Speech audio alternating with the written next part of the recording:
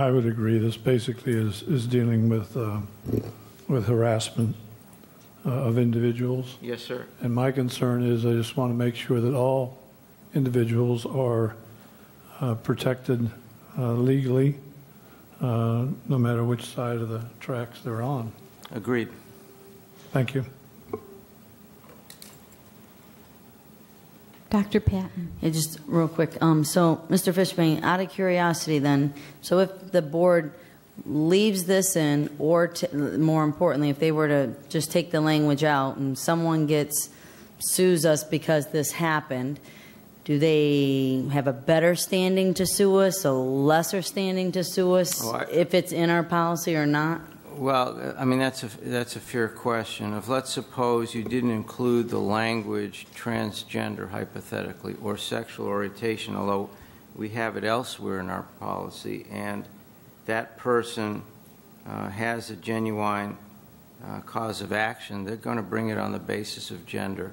It's going to come forward and they're going to be supported because they will de facto be given legal protection under law. The case law is clear on that. No, that's not what I'm asking. I get that. They get that. We all get that. The idea that whether it's written in there or not, they're protected. What my question is the board more at risk or less at risk if those words are in there? It's covered regardless. So someone that's either has a sexual orientation or transgender identity issue that they feel being harassed with. So I can't predict how people will respond to the district or sue or not. Are you better to be more inclusive? In my view, yes, because the law shows you that. So I don't personally, from a legal standpoint, find it inappropriate based upon the case law. It just reemphasizes what the law is telling you anyway. But what people are actually going to do in their behavior, if we take it out or not, it's as much a legal issue, Dr. Patton, as it would be a political one. Just a quick question, if I could. Under legally protected classification, could we define that in the policy? Well, I think, and Ms. Donalds, let's discuss your thought on that.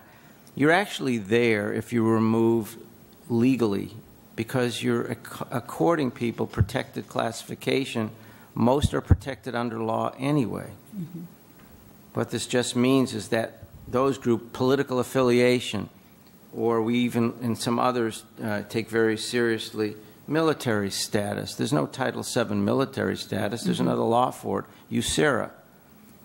But by identifying that, we show that these are issues that we take seriously. So I think as a reasonable compromise, you just refer to it as protected classification. It gets you where you want to go. Instead of legally protected. It's a legal issue anyway. Mm-hmm, mm-hmm. Somebody sues, person, as I showed you in that case. Right.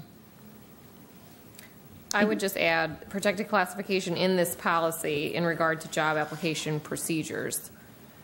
Yeah, you can do that. I mean, it's just, you're getting where you want, and I think what you're saying is let's make sure that it pertains to this policy.